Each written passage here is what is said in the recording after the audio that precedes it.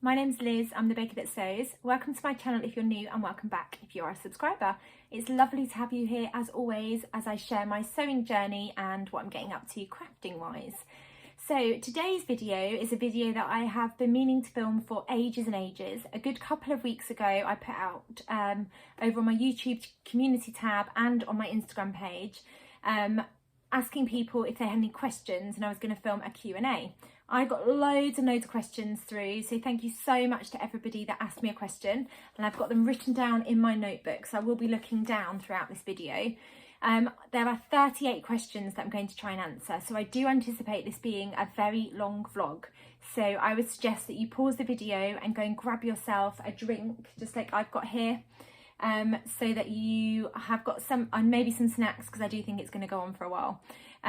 So before I get into all of the questions, I'll let you know what I'm wearing. This is quite an old make, and it's using a fabric that came from a Sew Haley Jane box. It's an ITY knit fabric, so it's quite a thin fabric, but it feels quite bright. It feels like a brushed cotton. It's really lovely and snuggly, and this is a bit of a mashup of a couple of patterns. So I'll stand up so you can see.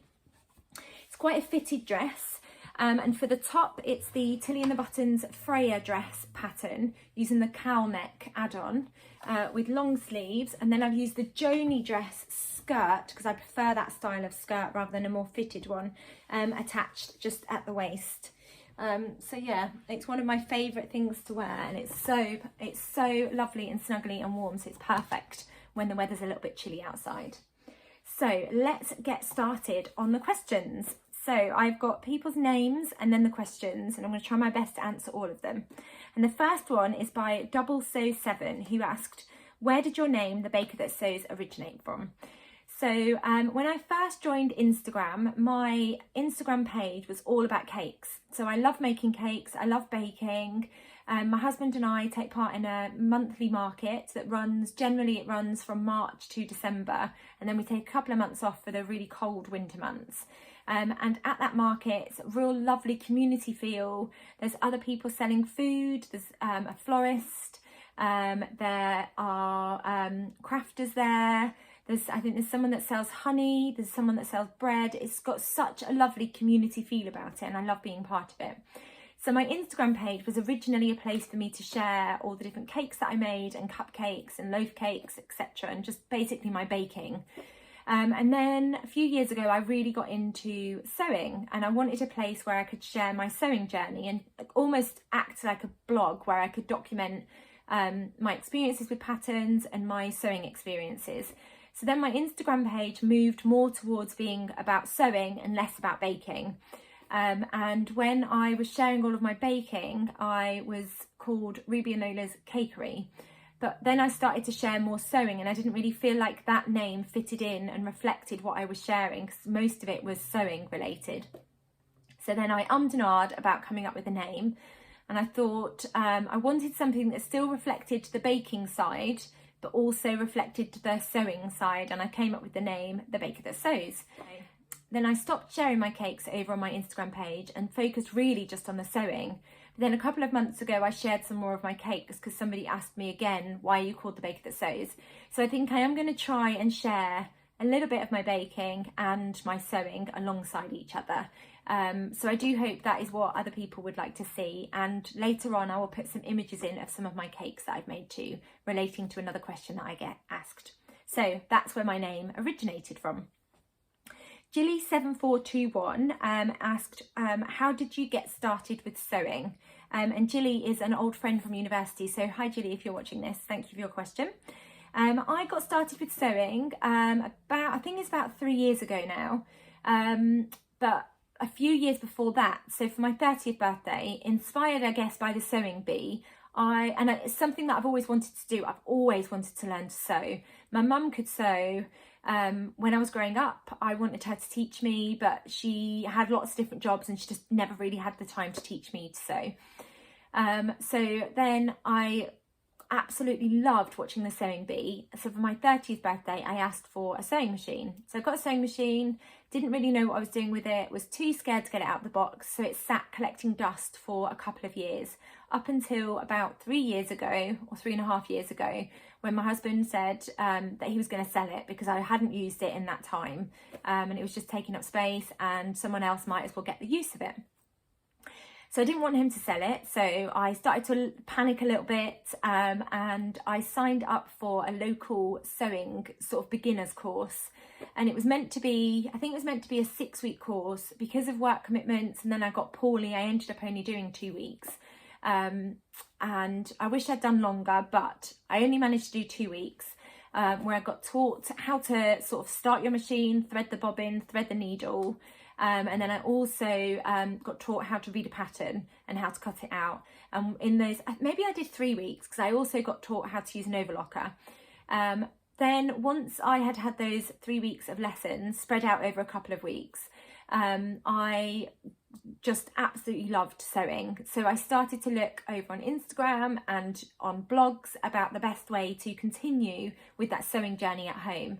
And I came across Tilly's books. So her first book, Love at First Stitch, and that taught me to sew. I just worked my way through those projects. I think Instagram's amazing. There's so many amazing people that, you know, are so supportive in the sewing community on Instagram, and I've found loads of amazing blogs and vlogs to watch too. I mean, the knowledge of everybody in the sewing community is amazing, and everybody's so keen to share that with other people. And yeah, I just became hooked, absolutely loved it, read up as much as I possibly could. And the biggest way that I've sort of taught myself is just to have a go and not be scared, to just jump in. I think one of my first projects, aside from making pyjamas, which we all do, was the By Hand London, what's the blazer called? I can't remember the name of the blazer, but they've got a blazer pattern, and that was one of the first patterns. It's a lined blazer. I had absolutely no idea what I was doing, but you know, I muddled my way through, and I've actually made a blazer that I do still wear now. It's not neat and perfectly finished by any means, but it's lined, so they're messy insides. It doesn't really matter. It's slightly too big for me, but that means I can wear it over chunky jumpers. And every time I put it on, it makes me smile, because it's one of the first things that I made all by myself.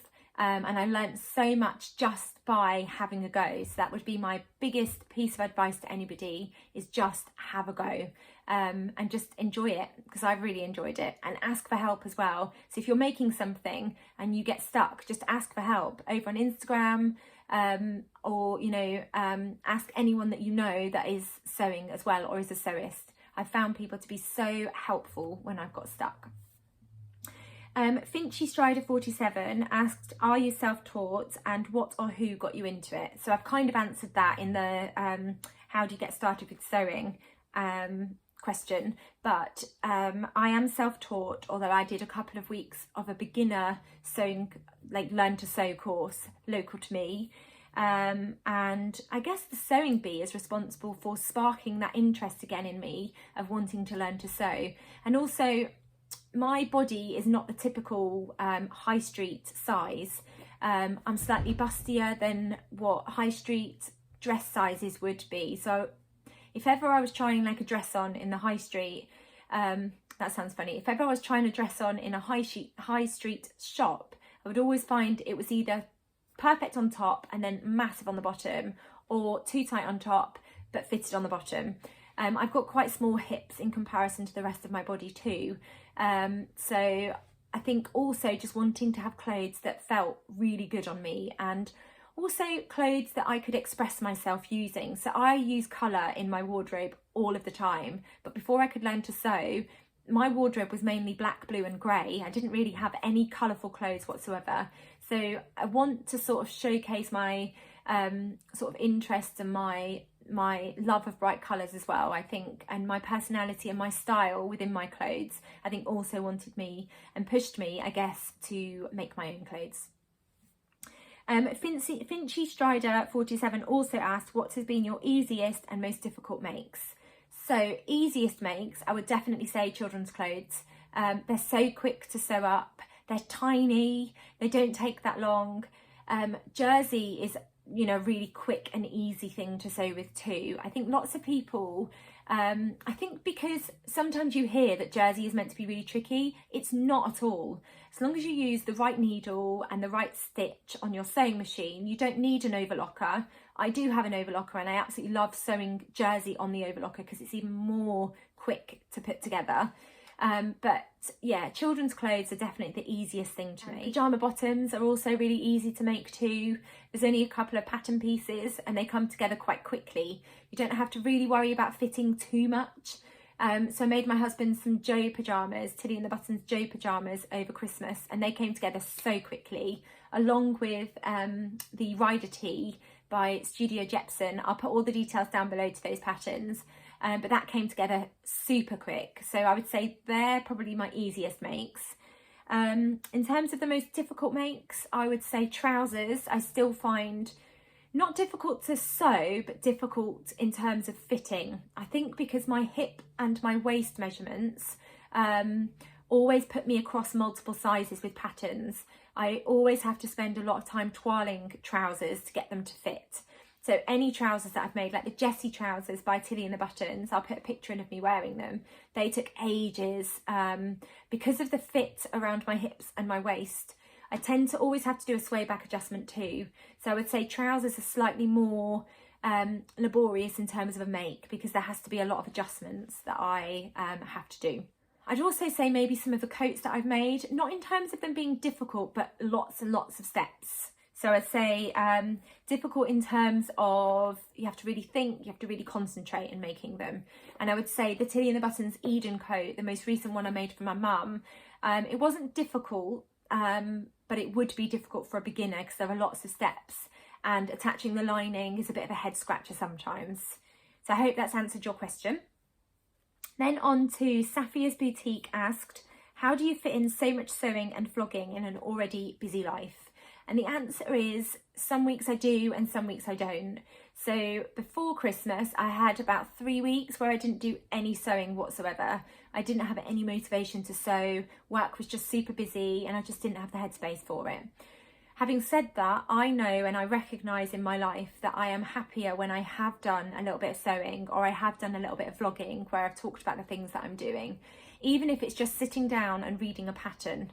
I find that I like to plan what I'm going to make each month, and my least favourite job of sewing is cutting out. I don't like doing cutting out at all. I find it quite boring.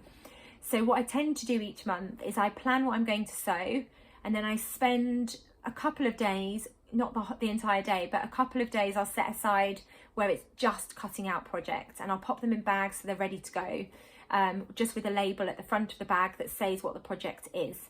What I like to make sure I do as well, if I'm anticipating that I would like to do a bit of sewing, is I make sure my machine is completely ready so that when I go to do sewing, I don't have to thread it or wind the bobbin on or change the needle or clean my machine or anything like that.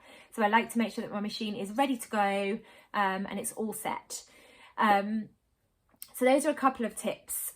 Sometimes I will just read the pattern and that's it. And that's my little bit of sewing for the evening. Sometimes I will jump on and just sew a couple of seams and that's my sewing for the evening. But I try and do a little bit of sewing a couple of evenings a week, and I just find that really helps me switch off from work. In terms of fitting in vlogging, what I tend to do is I will set aside like half a day every couple of weekends where I film a couple of vlogs.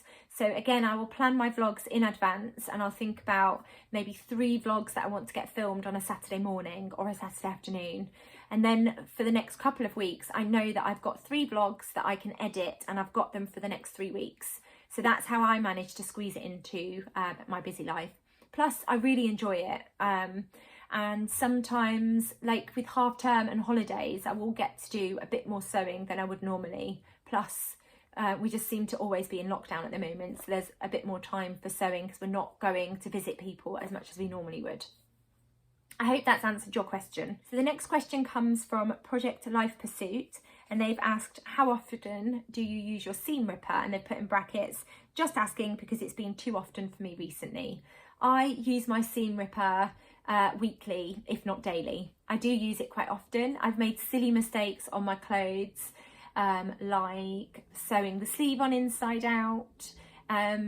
yeah, or sewing something back to front, or causing a pucker when I'm putting a neckband in. So I do have to use my seam unpicker quite often. I guess that's the aspect of sewing that I know that I'm not very good at sharing. Although on my Instagram page I did share a picture of a dress, I think it was Darling Range's dress that I made in a double gauze, where I just had all manner of issues with it. And I have decided double gauze is a fabric that I don't like sewing with. And I'd sewn the sleeve inside out, and I think I must have done that like 3 times. I'll put a picture in of what it looks like, but I do use my seam ripper quite often, and I am trying to get much better at sharing when I do use my seam unripper, because I think it's important. We share all the lovely makes that we do, but I think it's also important to share the things that maybe haven't gone to plan or have been slightly trickier. And that is something that I'm hoping to document a bit more this year, particularly in my vlogging. So I want to talk a bit more about my fitting journey, particularly around trousers, because that is something that I have to work really hard at to get trousers that fit me really nicely. So I'm hoping to include a bit more of that. But just to reassure you, I use my seam unpicker a lot. I'm sure I'm not the only person that does. And then All Sweet Makes has asked, what is your favourite fabrics? So my favourite fabrics, that's quite a tricky question. I love all fabrics. In terms of what the fabric looks like, I love bright and colourful fabrics. I love drapey fabrics that swish. I love anything that's got that lovely feel to it, you know, when you put a dress on and it's really swishy. But then I also love cosy knits. I love things like this that feel nice and snuggly when the weather is really cold outside. Viscose and rayon are my favourite fabrics to sew with, although cotton I love because it's really crisp and you always get a really nice finish. I absolutely love linen, but linen creases, and I also love viscose jersey because that's quite often quite drapey and it feels really nice and soft too. But I love anything that's bright and colourful. So the next question is from Noah Elias Makes, and she first of all put a lovely message, so thank you for that. That said, I wanted to mention how much I enjoy your videos and your Instagram account, so thank you so much for that. That's really lovely to hear. And she's asked, do you ever plan makes in advance, or do you work on a whim, or both? I do plan makes in advance, but I also work on a whim sometimes too.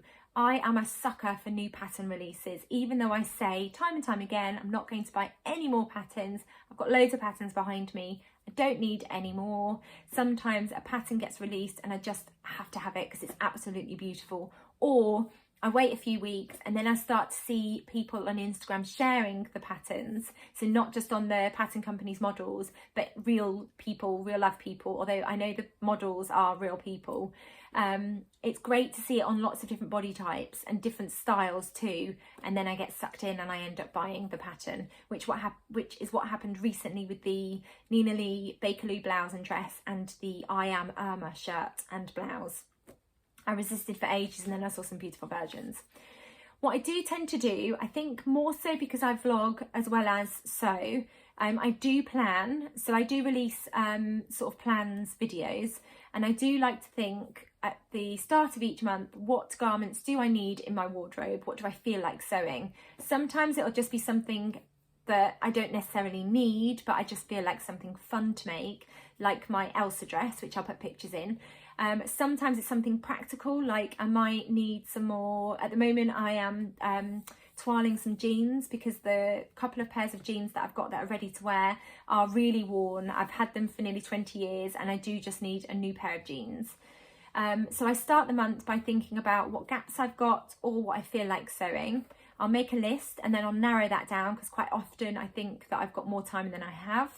I narrow that down and then I will spend a few days cutting out those projects, getting them ready, making sure that I've got all the notions that I need for those projects so that I can work through my list or have a look at my list and see what I'm in the mood to sew. Quite often, at the moment, I've got a couple of pairs of trousers that I'm working on, so I'll cut out things that are quite similar to make.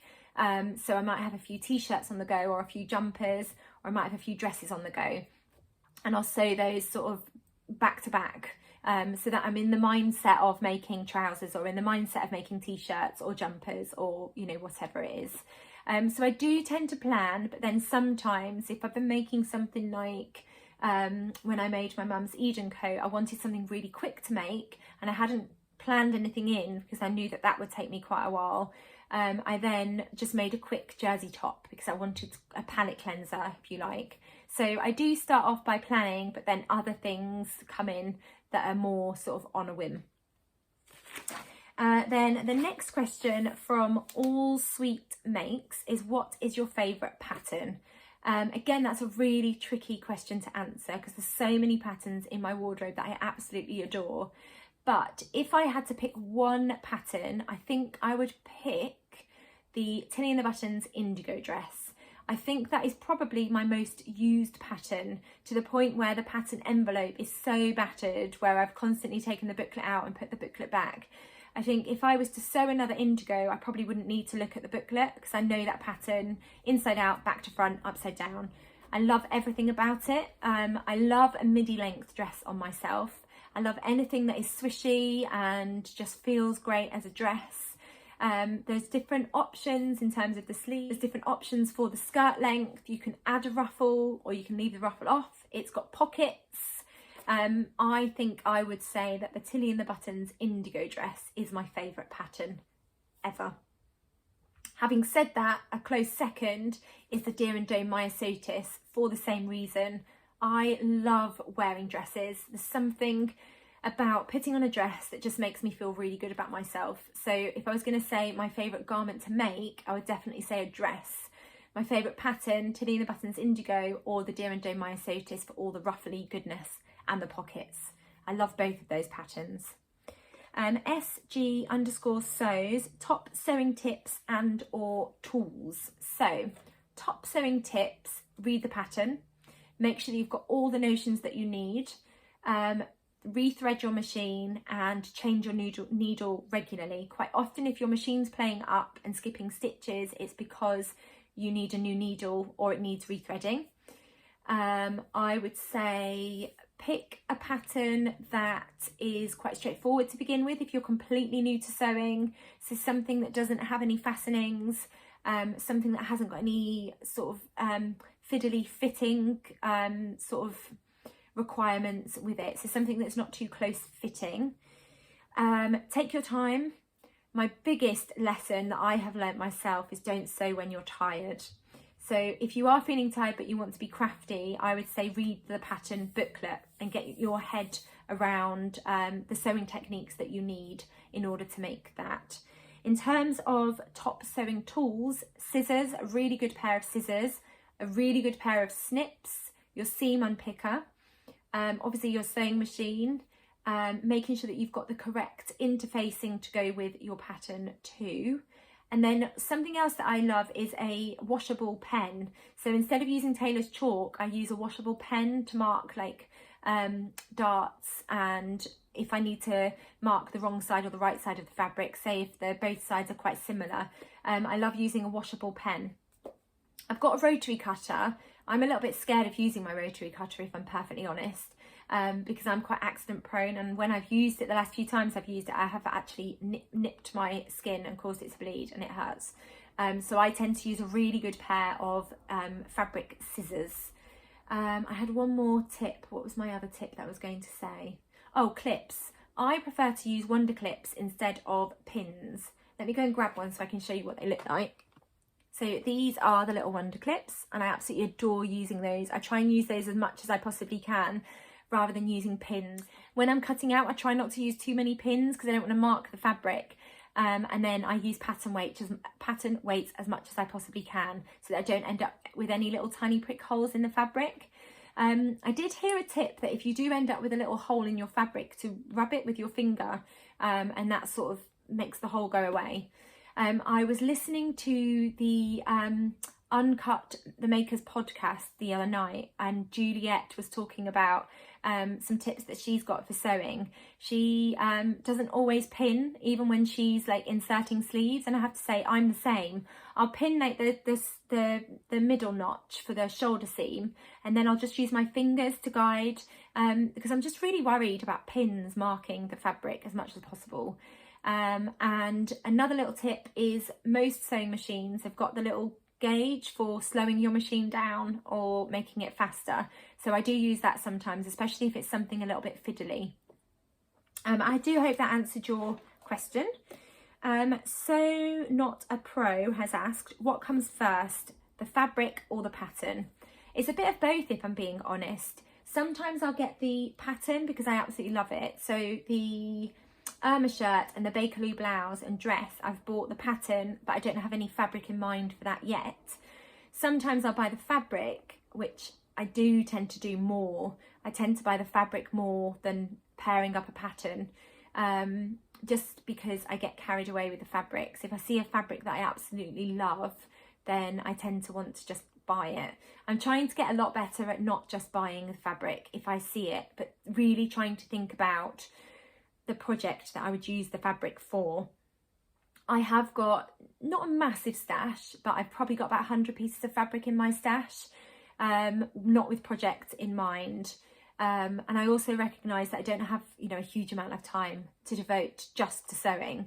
I've got other things that I have to do in my life too. So to answer your question, sometimes it's the fabric, sometimes it's the pattern. Quite often it's the fabric, if I'm being perfectly honest. So _body has asked, can we have a tour of your wardrobe, please? Yes, you can. I won't include it in this video. I need to do a sort out of my wardrobe. I get asked quite often, is your wardrobe huge?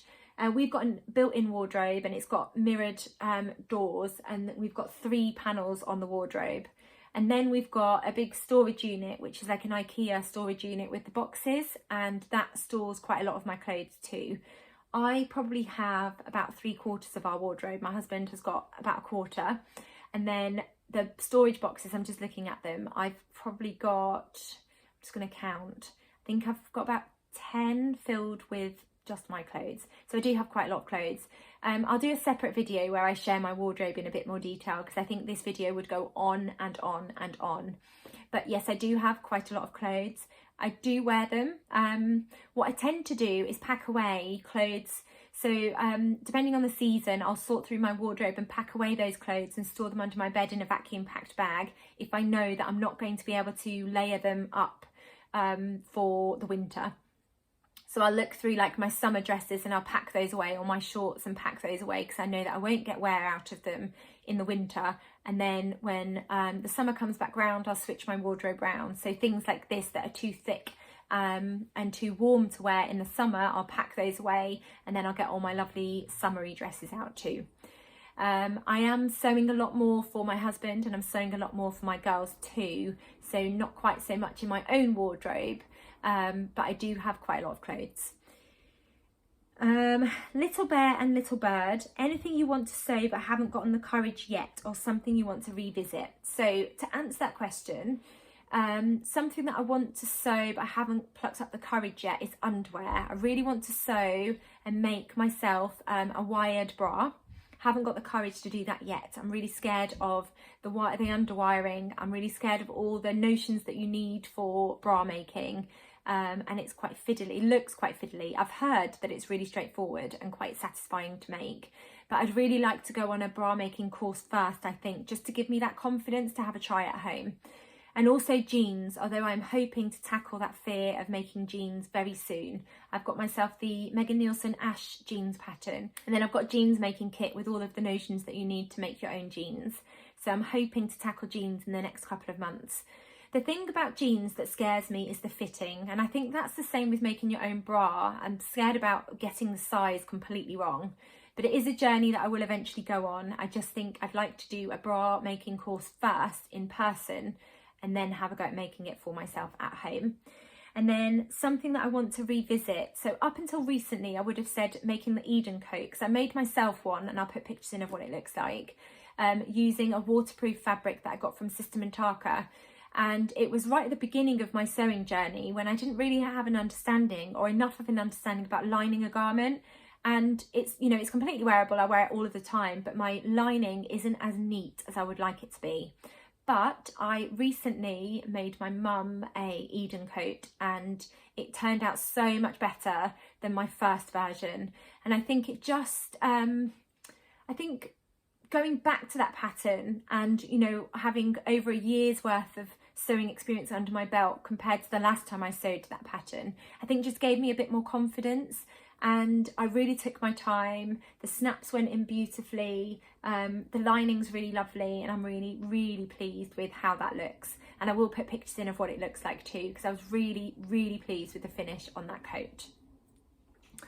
And then the _mendip_maker asked, do you ever want to move away from the city? So I am originally from a little town up north in Greater Manchester, near the Pennines. So I used to spend my childhood walking on the moors with my family.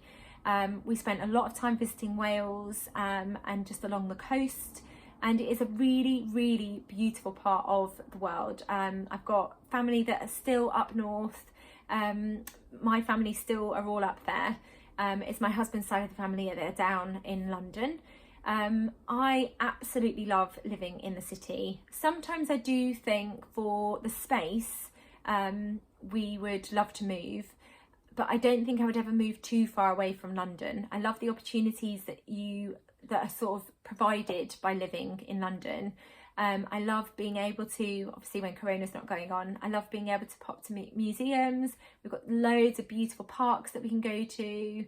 It feels like there's a lot more at our fingertips living in London, but I know if I moved anywhere else, there would probably equally be all of those things available for us. My husband and I have got a lovely group of friends in London, and we both really enjoy our job too. We love the feel of the community where we live too, so I don't think that we would move anytime soon, but it is nice to still have family up north so that we still get to go and visit, and we still get to see that side of sort of England and where we live, and we get to still go and go on little walks in the moors and experience the countryside. And plus, living in the city, the countryside is never too far away from us. So at the moment we're really happy where we live. Safia's Boutique asked, what sewing machine do you use and would I recommend it? So I have got a Pfaff 2.0 sewing machine. I'll put a picture in of what it looks like. And then my overlocker is a Brother overlocker. Before my Pfaff I had a Janome, and I would definitely recommend getting a Pfaff. It's got an inbuilt IDT walking foot system, and it makes sewing on there an absolute breeze. I've sewn really thick fabric on there and it's been absolutely fine. It's handled it absolutely beautifully. Buttonholes on there are just amazing, and what I absolutely love about the Pfaff sewing machine that I've got is you can sew buttons on, which saves so much faff. No, pun not intended, but it saves so much fiddly messing around threading your needle. So there's so many features on there that I haven't even explored that I absolutely love. And my Pfaff hasn't struggled with any fabric that I've used on there. Even when I was making dungarees using quite a thick corduroy, it still handled that beautifully too. And my overlocker, my Brother overlocker, I absolutely love, and it's not actually that difficult to thread. I know there's sort of a fear around overlockers being really difficult to use and a fear around them being difficult to thread, but once you've done it a couple of times, it's really not that difficult to thread. And my Brother overlocker, again, I'll put pictures in of what it looks like. I absolutely adore using it, and it's so easy to use too, so I definitely recommend both of my sewing machines. XX Miss Moo XX has asked, where do you store all your lovely dresses? You must have quite some wardrobe. I've already touched on this when I said about doing a wardrobe tour. I will do a wardrobe tour, and I started ages ago doing videos where I shared the collection of things that I've made. So I did my indigo dress collection. I need to get back on that because I've got loads of my Sota's dresses. I've got quite a few jumpers that I could share with you, and quite a few pinafore dresses, so I could do a collection video for those. I just need more time to film these videos. But yes, I do have quite a wardrobe. I take up 3/4 of the wardrobe and then lots of storage boxes which act as drawers. I've probably got over 100 dresses, and I do rotate them, so I do try and make sure that they all get worn as much as possible. And then I've got lots of jumpers and things too. My daughter, who's 12, has started stealing some of my clothes, so she fits in some of my wardrobe now. So I do think there will come a point where she starts taking a lot more of my clothes, and I lose some of my lovely dresses and jumpers to her. And where do I store all my dresses? So I store them in my wardrobe, but then I've also got some drawers which I tend to put my knitted garments in, or my t-shirts and tops. And then I do swap around my wardrobe seasonally. So I'll pack all my summer things away and get my winter wardrobe out, and then I'll switch that round as well. So I don't have everything out in my wardrobe all at the same time. So Dressmaking asked, how long have you been sewing? So I've been sewing for about 3.5 years, and I absolutely love sewing. I can't imagine not having that skill now. I think it's something that is just so therapeutic and relaxing, and I love being able to make something for myself that fits me.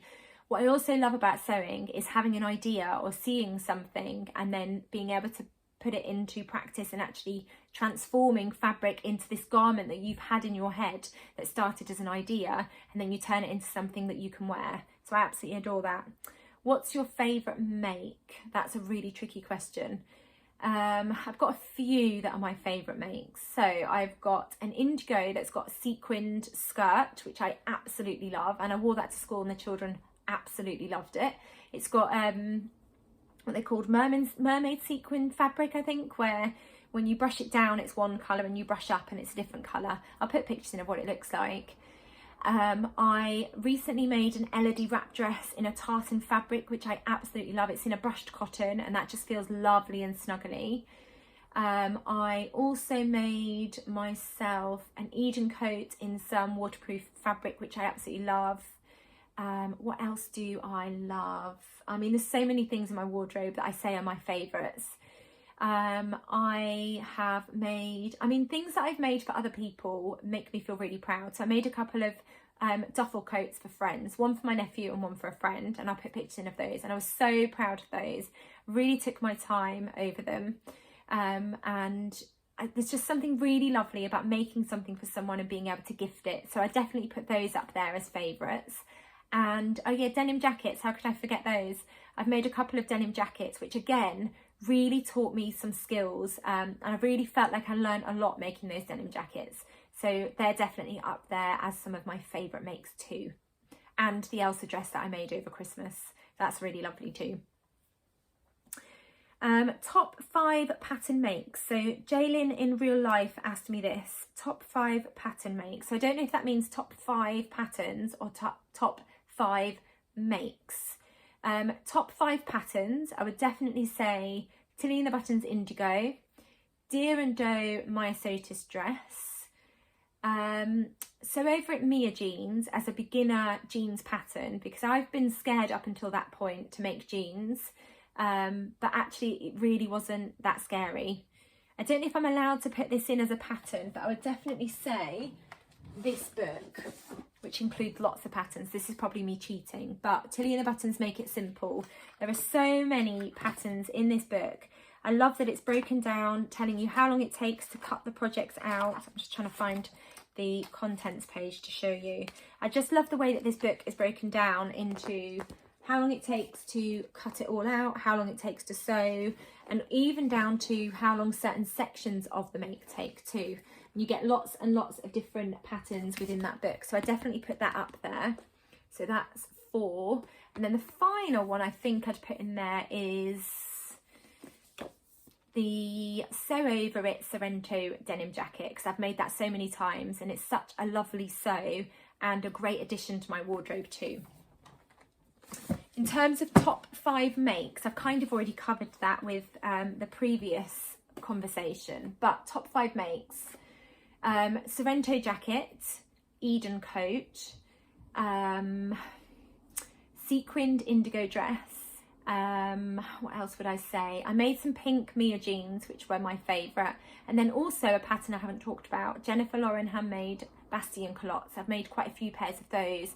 I love that the way that they feel. They're quite high-waisted, they've got amazing deep pockets, and it feels like you're wearing a skirt, and I always get complimented when I wear those, so I'd put that in there as a top 5.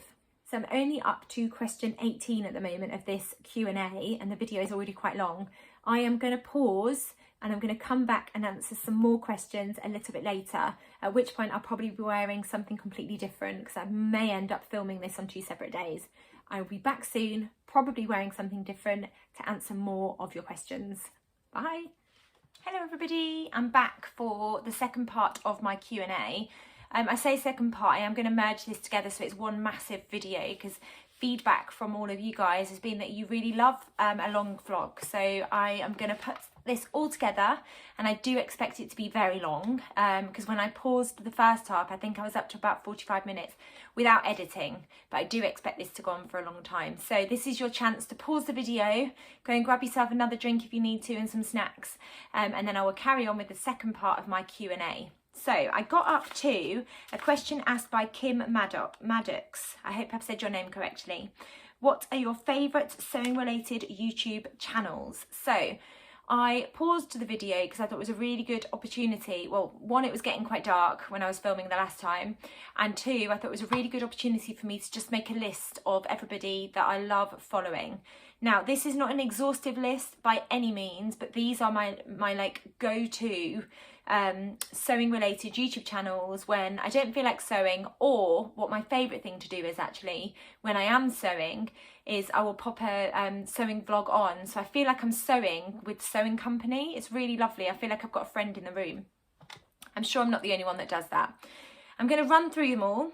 I've got a list of 24 people. I will pop the list of everybody in the description box below, but these are people that I regularly go and watch, and their content is all around sewing or other crafts that are really interesting, and I find all of these amazing vloggers really inspiring, so I'd highly recommend them. You probably follow all of them anyway, but I will just read off. I've got my little notebook here, and I'm just going to read off who I absolutely adore following. I hope I've covered everybody, and if I missed anybody off the list, I'm really sorry, but I will in future make sure that I mention you, because there are so many sewing vloggers out there that are all amazing, which is great because I never run out of having a vlog to watch. So first one is Tamlin from Sewn on the Tyne. I'm sure you follow her already, but amazing inspiration. She's got a little baby, and I just find it amazing that she still manages to find the time to vlog and sew. And she's very active over on Instagram too. She's always sharing lots of small businesses, which is just really lovely. Michelle from Sewing Bunny, again, it's incredible how much she manages to get done, and Michelle does a lot of sew-alongs, so if you're interested in sew-alongs, I'd definitely go and recommend watching those. Jess from Sew What If I Sew, she makes the most amazing clothes too, and she vlogs quite regularly. Lisa from And So On, who I have to thank really for sending lots of you amazing people that come and watch my vlogs over my way when I first started my channel. Lisa's got loads of incredible content too, so do go and check her out. Adele from Button and Pip, her personality is so infectious. She really makes me smile when I watch her vlogs, and it's really lovely sewing with her in the background. Laura from Cotton Reel Studios, who sews the most beautiful clothes. I think I'm going to say that about everybody, but there's so much inspiration out there, so do go and check out Laura from Cotton Reel Studio if you don't already. Angela from Devon Thread Tales, again, her personality is just so lovely and infectious, and she makes me smile all the time whenever I watch her videos. She seems like a genuinely lovely person. Lizzie B, again, makes beautiful clothes and really takes her time over her sewing, and she always explains whatever she's made really well too, so go and check out Lizzie B. Jane from Loopy Mabel's Closet, who's also got a crochet channel. I have been binge watching all of her crochet tutorials in the hope that some of that knowledge sticks, so do go and check her out. Kath, who's Made by Kath Craft, makes the most beautiful clothes too. She's amazing at knitting, and she makes gorgeous things for her children, so go and check her out. Esther from 9 to Stitch has got an amazing wardrobe and style of clothing too, so do go and check her out. And she also writes for Sew Haley Jane, so she always features in the magazine too. Then I've got Becky from Notes from the Sewing Room, who's also got a little baby, and I'm always amazed with how much she manages to fit into a really busy life too. Always makes beautiful things, and she does a lot of crafting too, and baking, so do go and follow her. Emily, who is Ready Steady Sew Emily. I don't want to get any of these names incorrect, and like I said, I will list them down below.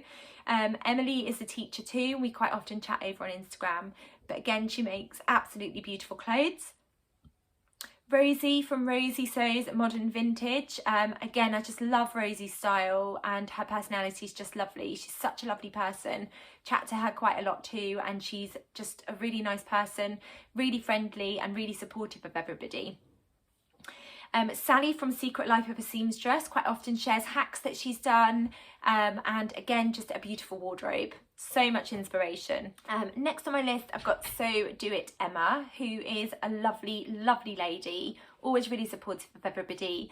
Chat to her quite often too over on Instagram. She is always commenting on people's makes and just, I guess, cheering everybody along. She is running a great series at the moment over on her Instagram where she shares a pattern and asks for suggestions. So she'll share a pattern that isn't size inclusive, and then she'll ask for everybody's suggestions about patterns that are more size inclusive.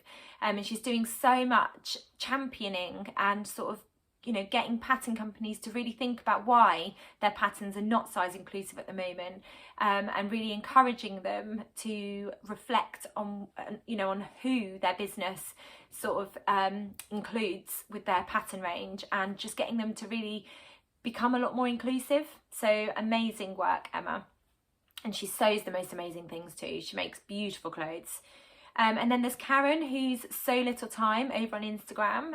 Again, really busy life, but she fits in so much into her day to day. And she also shares, well, she's just started learning to crochet and she makes super cute things. She's doing really well with her crochet and is really inspiring me to keep persevering, because my crochet skills are nowhere near what Karen's been able to learn to do. So amazing, Karen. Then we've got Shona from Satisfaction. I'm sure you follow Shona already, but I just love Shona's personality, can-do attitude, her perseverance, and yeah, it's just been amazing to watch her journey actually over the last couple of years. Cara from So Mad, again, just a really lovely person, sews the most beautiful clothes, really inspiring, and I chat to her lots too, and we did a collaboration a while ago which was really fun too. Helen from Stitch, Rip, Repeat, beautiful clothes, really talented, and shares lots of amazing things over on Instagram, and she's got a YouTube channel. Laura from the Specky Seamstress. I'm always really inspired with what Laura gets up to. She sews loads, which and she's also, what I absolutely love, she's got a bias binding shop which I'll link, but what I really love about Laura is she's not afraid to repeat a pattern, so she'll make it quite a few times, which I tend to do too, and it's really lovely to see the different spins on when she uses the same pattern and makes it a few times. Each one always looks slightly different depending on the fabric choices. Then we've got Keely from Voice for Creative, who's an amazing artist. She's an art teacher. She makes the most beautiful clothes, has got a YouTube channel who I love watching, and I've loved watching her journey too. And her, I think Keely's got an art channel too over on YouTube. If I can find it, I'll link it down below, but she's an amazing artist too. And then Anna, who's You Got Me in Stitches, again, shares the most beautiful clothes on her YouTube channel. And just a really lovely person too. And then the final person is Claire, who makes things, who shares a whole range of crafty things over on her YouTube channel. And her vlogs are always quite long too, so I love having her on in the background when I'm sewing. So I hope that helped answer your question and all of that rambling made sense. I will link all of those channels down below so you can go and check them out too. But I love having a vlog on in the background when I'm sewing. So the next question is from Anne M, and she's asking tips for fitting sewing around a busy life. I feel like I've already talked about this quite a bit already in the vlog, but I will answer every single question. So just to go back to some of my top tips, I find making a list really helps me stay organised. I try and squeeze in little pockets of time here and there. So even if it's 15 minutes just to sew like shoulder seam, or 15 minutes just to read through the pattern, or 10 minutes just to oil my machine, change the needle and thread it, ready for next time I get a chunk of time to sew. So I do find breaking it down into like 15-20 minutes of time all adds up across the week. Sometimes if I just feel like I want to sew but I haven't got a huge amount of time, I'll make something as quick and simple as like a jumper, because I can just do that on my overlocker. Breaking it down into steps, which the Tilly and the Buttons Make It Simple book does for you. So really looking at, what can I squeeze into the time that I've got. Also, sometimes just thinking I should go and hoover, but actually I've got half an hour and I am going to ignore the hoovering and I'm going to just treat myself to a little bit of sewing, and prioritising. Sewing is my self-care, so I do sometimes forgo the jobs that I should do, like the hoovering, and I will squeeze in some sewing time instead, because I know that it's really good for myself and it's really good for sort of lifting my spirits. So I hope that helps. Hannah Blowers has asked, I'd love to see your sewing space. So I think I'm going to film a separate vlog, because I did do a vlog like, probably about a year ago now, of my sewing space, but that's when I was squeezed into a corner of my hallway. I've now moved my sewing space and I've got a different space, so I think I will do a separate vlog for that. But I've just got a corner of my bedroom, so when it's tidy I will film a separate sewing vlog for you, Hannah, just to share what my space looks like. You can see some of it behind me. So I've got a sewing space in my corner, and then I've got a little space over here where I keep all of my scraps. I've got some patterns kept in here, which was a sewing box given to me by my husband's nana.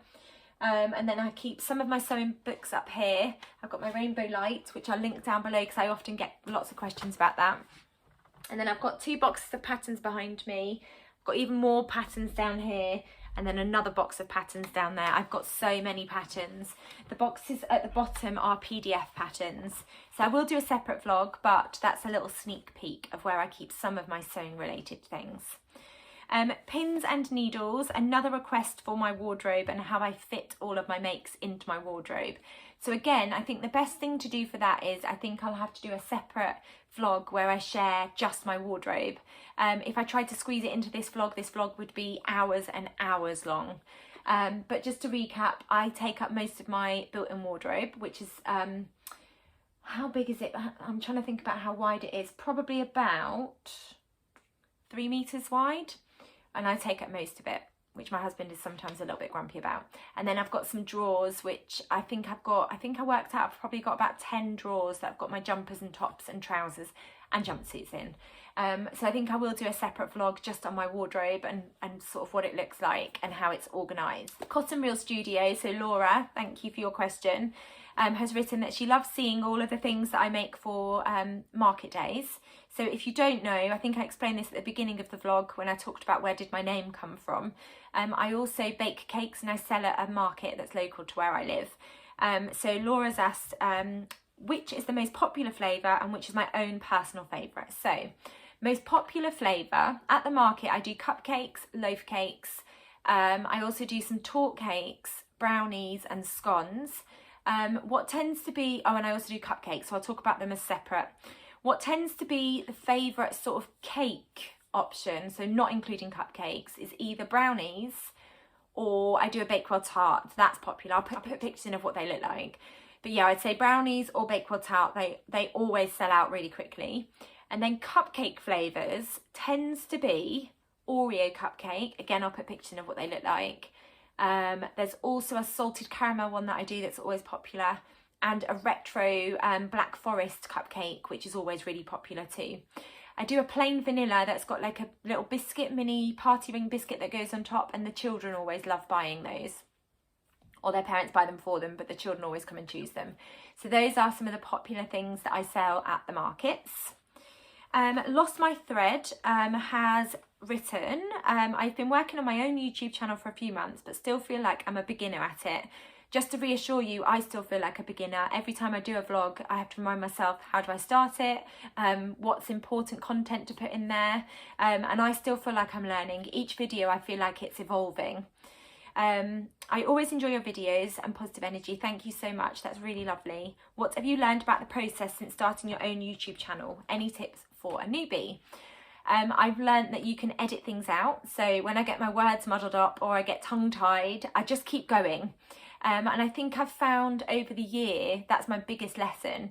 So when I first started filming videos, I'd start them about 10 times. So I'd film each video about 10 times before I decided I liked that particular edition of the video. Now I've learned to just go with it and just talk at the camera. And then I can snip out those bits that I don't necessarily want in, where I've got my words muddled up, or I've sneezed, or whatever it is that I've done in that video. So I can edit that bit out. Prepare for your videos. So I love having a little notebook on my lap. I know that means that I look down sometimes, but I can't possibly hold everything in. In terms of preparation, as well as writing notes, I also like to have any patterns that I'm talking about where possible. I'll just have them there ready to go. If it's a makes video, I'll make sure that I've got all my makes lined up ready to go. And again, I always refer back to my notebook. My biggest lesson has been, don't pay attention to the people that leave I guess negative comments, and in the beginning I did take that to heart, so I had quite a lot about ironing my makes. I do not like ironing, and it's not something that I will give my half an hour to. If I'm going to film a video, I just want to film my video and share my love of sewing and my makes with everybody. I'm not necessarily going to spend an hour prior to that video ironing. And, you know, if that really bothers you, I'm really sorry. I'm not the YouTuber that you should be coming to watch, because I would rather be sewing, spending time with my family, or filming videos. And if I spent all of my time ironing before videos, the videos wouldn't happen. So I would say that has been my biggest lesson learned, is just don't take it to heart when people get offended by something I have not done in the video, like iron my clothes. You will get thumbs down. Again, I'm not going to be everybody's cup of tea. I'm not everybody's cup of tea in life, and that's absolutely fine. And I think that's been a big lesson for me just in life in general. When I was growing up, I was bullied really heavily, and I took a huge knock to my confidence. I was a really, really shy person at school. Found it really difficult in social situations, and even now I find those situations quite tricky. But I have found, by vlogging and sharing my love of sewing, it's sort of built my confidence up bit by bit. And I also just love wearing bright, colourful clothes. That really helps boost my confidence too. So my biggest tip would be, dive in, just get started. The more you do it, the more your confidence will build. Everybody's lovely. You will get people commenting some strange things, but please don't take that to heart. Don't take the thumbs down to heart. There is a wonderful sewing community over on YouTube, and I have taken so much solace and support from all of the lovely people there too. So have fun. Also be prepared. Don't be afraid to write notes. Yeah, and just enjoy. And I look forward to seeing your content evolve over time. Thank you so much for your question. Hannah Blowers, oh no, I've already said that one. Next question. Tracy Meads, you make so many beautiful clothes, where do you store them all? So I've kind of already touched on that, but I have got quite a big wardrobe, and I take up most of the wardrobe. My poor husband's got about this much space. And apart from sewing and baking, do you have any other hobbies? Do you read, or are there any TV programs you watch? So I've got some notes because I didn't want to forget anything. I love to run, and I try and run a couple of times a week. Although when I am working, I don't tend to be able to get out running as much as I would like to. I need to get better at just making myself go. So I love running. In terms of TV, I don't watch a huge amount of TV, but there are certain programs that I do love to watch. I love anything food related. So MasterChef, Bake Off, Great British Menu, anything like that I absolutely love. I also love watching things like The Apprentice or Strictly Come Dancing. Sometimes I love to watch things like The Voice. They're like my guilty pleasure. And then my husband and I really enjoyed watching Stranger Things, which I was quite surprised about. I wasn't expecting to like that as much. Love watching things on Netflix, which I'll often have in the background if I haven't got a sewing vlog to watch. So like I loved Marvelous Miss Maisel. Yeah, so I love watching things over on Netflix too. But that tends to be when I'm sewing. I'm not very good at just sitting still and watching TV. I love reading. So being a teacher, I absolutely adore children's books, and I'm always looking for new picture books that I can take into work and read with the children. Absolutely love Enid Blyton. I grew up reading her books. Anything that's Roald Dahl, I absolutely love too. And we are massive Harry Potter fans in our house too. So that's a few of my other hobbies. I'm also trying to teach myself to crochet and knit, but it's not going very well. I'm going to persevere. I know it's going to take me a while to learn to do that. Okay, next question is by Blossom Sandwich. Have you ever sewn anything for your classroom, like a class mascot or themed bunting? And if not, would I? So I have made number bunting for my classroom. I would love to make some of the closet case poofs for my reading area. I just haven't got round to doing it. yeah, because I've got a home corner sort of reading area, and the children all pile into that space, and I've just got a big sofa in that space, so it'd be nice to have a couple of poofs that they could sit on too. And I've got so many scraps behind me, they would make some lovely colourful poofs for school. In terms of making a mascot, it's not something that I've considered doing. We have got a class teddy, and my class used to be called Tiger Class, and my teddies are tigers. But I could, if I get any good at knitting, I would love to knit some things. I've always wanted to learn to knit things like little frogs and ducks and currant buns for the nursery rhymes, like 5 little ducks went swimming one day, 5 little speckled frogs and 5 currant buns, because they would be really useful resources for singing but also for teaching. I have made, it's not necessarily sewing, but I have made salt dough food for like when we've had a cafe, and I just bake them and then paint them and put glue over the top of them to seal them. So I have made Play-Doh food. I know that's not necessarily sewing related. Susan K, have I always lived in London? No, I haven't. I grew up up north in a town within Greater Manchester. Then when I went to university, I moved to Leeds, and that's where I met my now husband, and then I moved down to London. I think about 15 years ago I've lived in London for now. Julie Nugent, I don't know if I'm saying your name correctly, so I really do apologise if I haven't said your name correctly. Julie Guyen, what are your must-have tools and equipment to help you sew? So, must-have tools. I'm going to pause the video and go and grab them because it's useful to show you. Okay, I am back with my must-have sewing tools. First one, tape measure. I haven't actually got my tape measure, I didn't pick that up, but I'm sure you know what a tape measure looks like. So first of all, tape measure. I always check my measurements before I start sewing something new because our bodies do change. Snips and scissors. So I've got several pairs of snips. These are both from a Sew Hayley Jane box. I've always got snips to hand, as well as a good pair of scissors. So these are just some Fiskars scissors. And I've got scissors in different sizes too. So these are my larger pair. I've got some slightly smaller ones too. So lots and lots of scissors. Then I would also say I tend to use clips. So these are what the clips look like. Wonder clips. I tend to use them when I'm inserting sleeves or attaching seams together. I don't like to pin. I tend to do clipping. But if I do need to pin, then I like to use the ones that have got the glass head. I don't know if you can see that. I find those much easier to grip when I'm pinning, but I try not to use too many pins because I worry about getting holes in my garments. And then that brings me on to pattern weights. I do love to wear pattern weights. I do love to use pattern weights. I find them really useful when I'm cutting things out, just to make sure that everything's nice and flat. I also use my clips.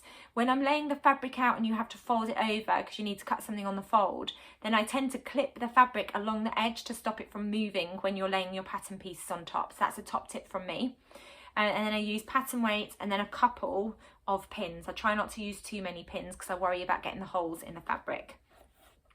Good quality thread. I always use Gutterman thread. Highly recommend it. Anytime that I haven't used Gutterman thread, I have issues with the thread getting tangled or having to rethread the machine quite a few times.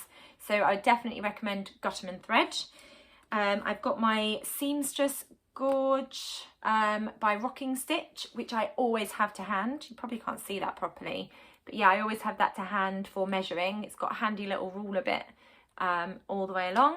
So I find that really handy for measuring hems and seam allowances as I'm sewing. Pin cushion, mine's not particularly glamorous. This is the very first thing that I sewed up, but it's practical and I love having it to hand. I do want to get one of the magnetic pin cushions actually. I think that would really help because I always end up with pins on the floor, which is not great. And then the last thing, but the most useful tool, is my seam unpicker. Always have at least 2 of those by because they're always needed. No matter how confident I am sewing a pattern or how many times I've made it up, generally I always need to use my seam unpicker for something. And quite often I find it's the pattern that I've sewn the most because I feel so confident making them that I make silly mistakes. So I always have a seam unpicker to hand. Next question, sewing modestly KG. I'm a teacher and a mum and in college. Where in the world do you find time to sew and keep motivated to sew? So I feel like I've kind of touched on this already. To be honest, there are weeks where I think I don't have the energy and I don't have the time to sew. So I will go sometimes, but you know, I'll go sometimes a week or two without sewing, but then I'll just get motivation to sew all of a sudden. Or I'll sew something like a palette cleanser like this, and something like a jumper. If you use your overlocker, you can get that sewn up in an hour. So sometimes if I want to sew, but I know I've got limited time, I'll choose something easy that I still need in my wardrobe. I mean, you're a mum, a teacher, and in college. That's a huge amount going on. I have only been sewing for about 3.5 years. When I was teaching, I was a mum and was doing my masters, there's no way I would have been able to fit sewing in. But as I've mentioned previously, earlier on in this video, sewing really helps keep my, I guess sewing just keeps me happy. It's something that I absolutely love doing. I recognise that it's really good for my mental health and well-being, and it stops me thinking about lots of other things too. So work is really busy. You know, a teacher's job is never done. But I do recognise and acknowledge that it's really important to have that downtime. So for that reason, sometimes I will make sure that I carve out 15 minutes of sewing, even if it's just attaching seams or pinning a sleeve into the shoulder seam. Or if it's measuring myself, getting the sewing machine ready, I will always try and squeeze in 10 minutes or 15 minutes if I don't get a chunk of time. So I don't put pressure on myself to sew for hours and hours and hours. I do acknowledge that it's not always possible. If I'm not in the mood to sew, then I just go with it and I'll do something else that's not sewing related. Or I'll just read a pattern, or I'll read a sewing blog, or I'll watch a sewing vlog. So I feel like I'm still getting my crafty fix, but it's not necessarily sewing. I think it's equally as important to give yourself downtime, and not, that's something that I have had to really sort of teach myself over the last couple of years, especially with sewing, is don't, you know, it is okay to have that downtime, and I need to have that downtime. Don't feel guilty for not doing something, and that's something that I have got better at over the last couple of years. Plan. I do love using a journal to plan my makes too, and again that makes me feel like I've got my sewing fix in as well. Okay, next question. So April has asked, how do you plan what you're going to sew? Where do you put it all? You sew so many beautiful outfits. She's going to try and use a happy planner this year. She's heard of others journaling. Do I do that with my project? So I do use a journal. I don't journal in the way that other people journal and make it all pretty and you know, beautiful and things with all the colouring in and all that kind of thing. I don't do bullet journaling, I guess is what I'm trying to say. But I do use a journal. This is what my journal looks like. It is a bullet journal. It was a gift, and I just write lists, scribble on there. I save things that I've seen that have inspired me for sewing too. So I tend to use Instagram as inspiration, Pinterest. Quite often I'll look through my fabric stash and I'll look through what patterns I've got to try and get some inspiration too. I do like to make notes, so I approach each month by thinking about what gaps have I got in my wardrobe, what do I feel like I want to sew and make. I'll make a wish list and then I'll work my way through depending on what my mood is for the week. I tend to batch cut lots of things, so if I've made a plan for January, I'll look at that and think I'll definitely sew that. Okay, I'm going to spend a day cutting all of those projects out and making sure that I've got everything to go, so that I can pick up a project, sew it, and then move on to the next one without having to do the whole cutting out and tracing of patterns, which is way down there on my list of things that I enjoy to do sewing related. I'm going to film a vlog to show where I store all of my clothes. I know that Keely from Voice for Creative, she does bullet journaling and it's absolutely beautiful, her bullet journaling. And I know that she did a vlog recently on how to sort of get started with that sort of thing. So I'll link that down below, so do go and check her out. I don't do that aspect of bullet journaling, but I do keep a journal with all of my inspiration and ideas. But quite often I find just looking on Instagram, going through my pattern stash and my fabric stash is inspiration enough. So I hope that helps you. Julia Bedford has asked, how do you keep track of all of your clothes? How big is your wardrobe? Is it tidy? Yes and no. It depends on the week. By the weekend, it's not tidy because I've been rifling through to try and work out what to wear. I do tend to start my week with an idea in my head of what I'm going to wear across the week. I don't like ironing, I keep saying that, but my husband is a keen ironer. So quite often at the weekend I'll work out what I'm going to wear for the week, especially for school, and then I'll get him to iron all of my things so that I've got sort of 5 days worth of items to wear for the week. Obviously weather dependent. I do try and sort of look at the weather and match up my outfits. I spend a lot of time outside because of my job, so quite often my outfits for the week involve a lot of layering, a lot of long sleeve tops and woolly tights. I'm going to film a video that looks at what my wardrobe is like. So in terms of keeping track of all my clothes, quite often I'll go through my wardrobe when I'm planning my week. I tend to use Instagram to keep track of my makes too, so I do share an awful lot over there on what I've made. So quite often when I'm wanting inspiration for what to wear, I'll scroll back through my Instagram page to have a look at what I've made, and I'll be reminded sometimes of things. But just rifling through my wardrobe, going through my drawers, and looking at what I'd like to wear for the week also gives me inspiration for what to wear, and it also helps me keep track of what I've got in my wardrobe too. Made by Cadcraft, what is my most challenging make to date, and what's my favourite pattern for a quick satisfying sew? So my most challenging make to date, I think I've answered this question already, but it would either be the Eden coat, because I made that, my cactus themed Eden coat, because I made that when I was relatively new to sewing, and the whole bagging out of the lining was very new to me too. I've since made it again for my mum, and I can see a massive improvement in my skills. But it's quite a fiddly process making a coat. It's quite a lot of stages. Also, I would chuck in there my Jessa trousers and my Mia jeans, because I learned a lot about the fitting process, and I would say I'm definitely still not there with the fitting process for trousers. But I learned an awful lot in the process, and there was a lot of toiling involved there. I've still got lots and lots to learn about fitting jeans and trousers. Because my hips are quite small in comparison to the rest of my body.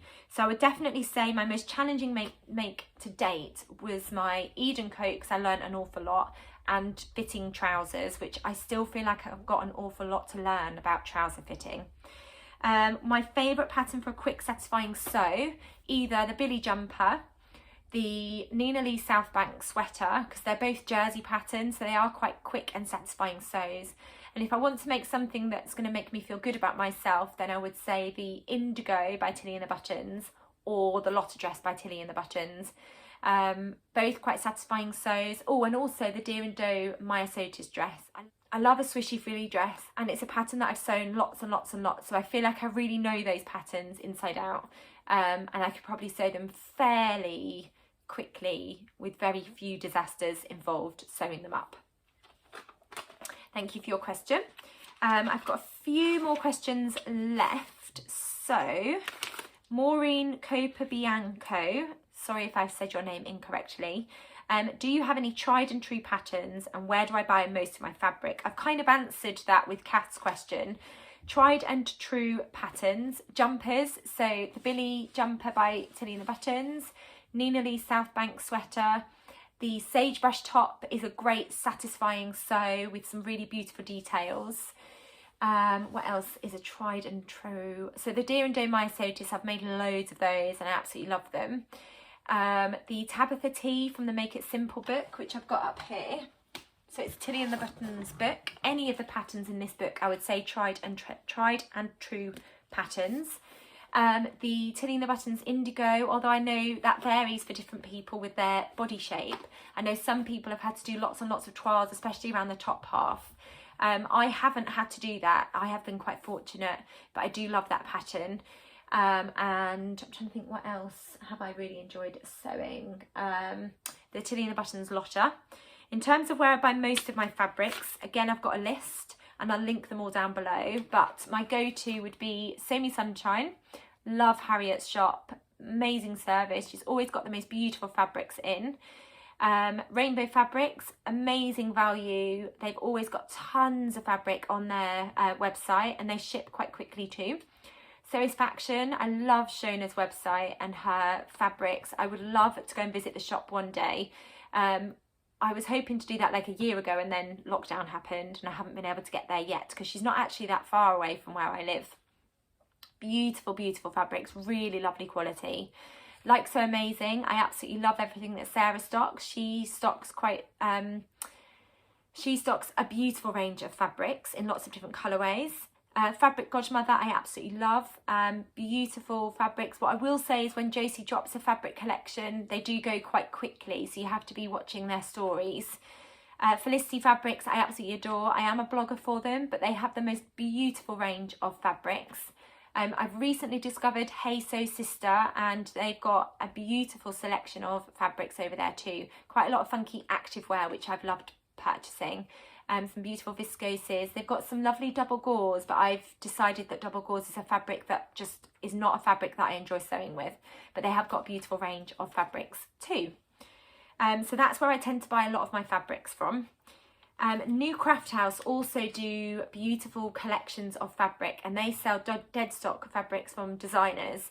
Again, they quite often they quite often will announce that they're releasing a sort of collection of fabrics, and they go quite quickly. So do follow them on Instagram, because they always do a countdown timer where you get a notification of when they've released that collection. I'm going to stop there because the next question is about tips for fitting yourself and making pattern adjustments on your own. And the next couple of questions, I think the answers will be quite detailed, and I am going to be going out for a walk with my girls. So I'm going to pause the video there. So probably next time I come back for part 3, I'll be wearing a different outfit. But I hope you've enjoyed the vlog so far, so I'll be back soon. Bye. Hello. So I am back for my final part of my Q&A. I've only got 5 questions left. So well done if you've got this far. I know it's been packed full of lots of information. Some of it I've repeated myself, but I think I'm so grateful to you all for the questions that I wanted to make sure that I mentioned everybody. And this is the most organised way of making sure that I cover all of the questions that I've been asked. So thank you so much for watching so far. So the next question is from I Create Stuff, and they've asked any tips for fitting yourself or making pattern adjustments solo. So I have got a couple of tips. I tend to do all of my pattern adjustments and fitting by myself. If I really need help, maybe where I've got a bit of extra fabric in the back, then I will ask my husband to help with pinning and taking out chunks. Toile, I'm rubbish at doing toiles. Quite often I just dive straight in, but if it's something that you are maybe a little bit worried about the fitting. So with trousers, I always toile, even though I say I'm rubbish with toiling. Trousers, I know I have a bit of a nightmare fitting myself, so I do tend to toile with things like that.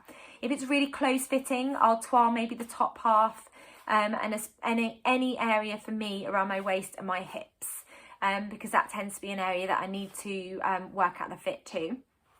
Measure, measure, measure. Pay attention to the measurements on the pattern, and also have a look on the pattern to see if there are any finished garment measurements, because I find that really helpful as a way of looking at what the ease will be like within the pattern. And that just helps you to know how also on you, if you do know that it's quite a close fitted garment, but around your waist you do want to have a bit of wiggle room. Paying attention to the finished garment measurements will let you know how much wiggle room you want around that space. Always measure yourself wearing the underwear that you're going to wear when you have finished your garment. Use a mirror. I've got a long mirror in my bedroom, so I do stand in that mirror and have a look. Once I have started making up that garment, I'll try it on lots and lots and lots, and I will stand in that mirror and I will look at where there's excess fabric or where there's maybe some drag lines. There are loads of fitting companion guides out there. So I think the Fold line have got some really good tips around fitting. And I think By Hand London have got a fitting companion guide too. I'll link them all down in the comments below. Not the comments. I'll link all of that information in the description below. So if you are interested in any kind of fitting companion guides, have a look at that. If I notice something on a garment that I'm making for myself around fitting and I'm not quite sure what to do, then I Google it, or I ask over on Instagram. I've found the sewing community to be really helpful with that sort of thing. So do ask, because there are lots of people that are helpful out there in terms of fitting. Another top tip would be using a long stitch when you're basting your seams together for a fit. It's just easier to unpick a long stitch. So another tip when you're measuring yourself, if the pattern doesn't have finished garment measurements on, slip 2 fingers in your tape measure, because that will help you have wearable ease within your garment, especially if it's something that's close fitting. And you want to make sure that you've got that wearable ease, so it's not like really tight fitting on you. And then the final tip would be just making sure that you're measuring your body correctly.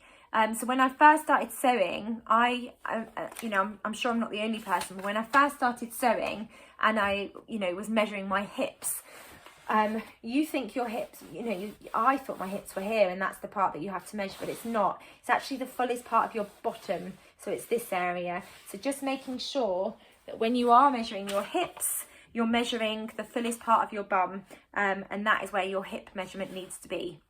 I know that's really obvious, but when I was first sewing, that's not something that was really obvious to me.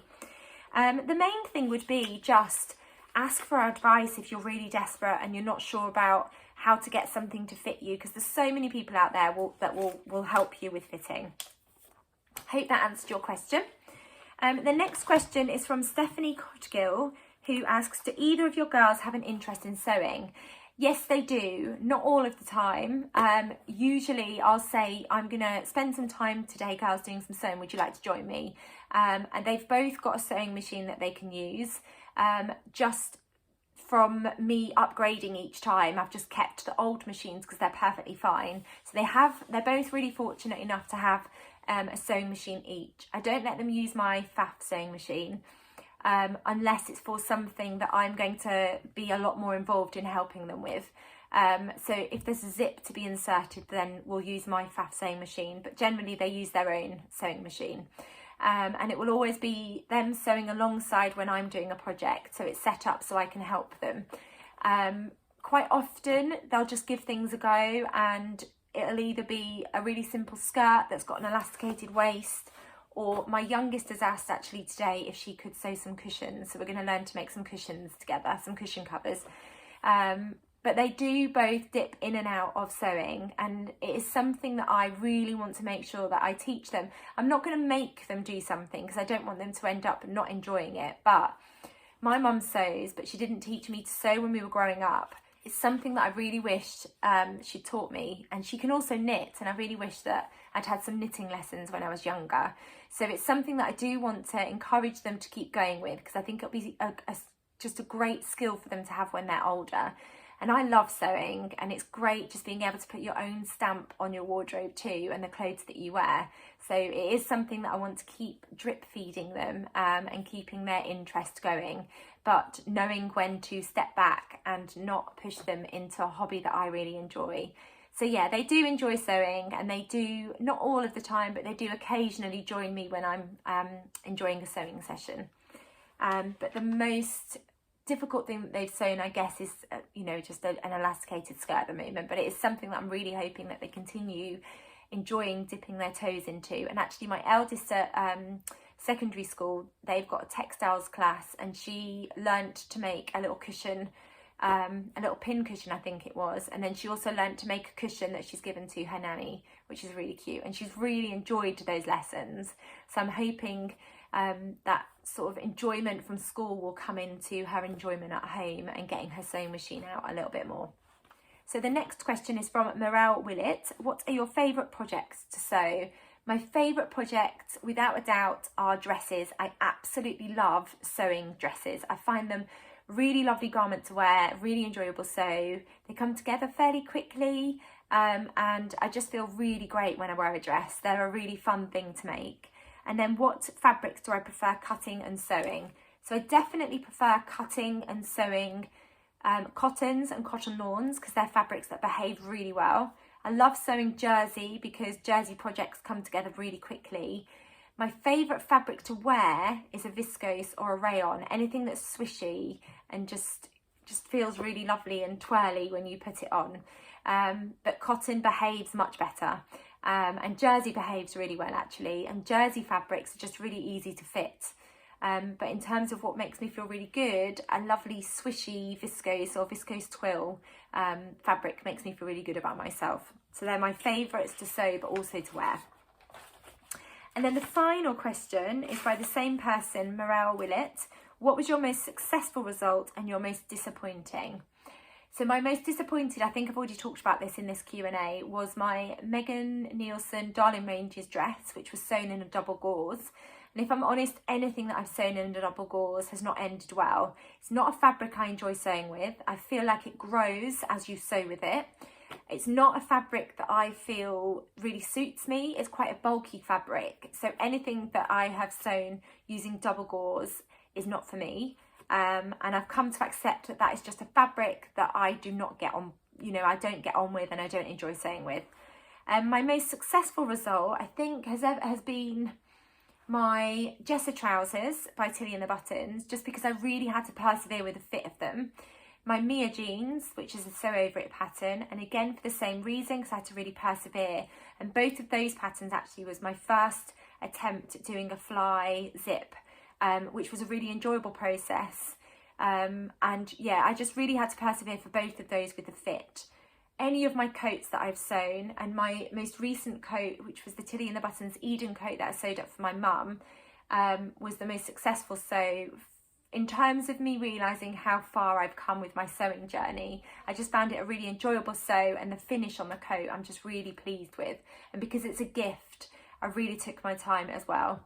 And my denim jackets, I have to put my denim jackets in there too. For the same reason, I learned a lot of skills when I was sewing them up. So I think I just really enjoyed the process of sewing them too. And that is all of the questions that I've been asked. So thank you so much to everybody that sent me a question, either on Instagram or on my YouTube channel. I hope you've enjoyed finding out a little bit more about my sewing, my wardrobe, and all the things that I like to make and fabrics that I like to sew with. And I will be back soon with another video. Take care. Bye.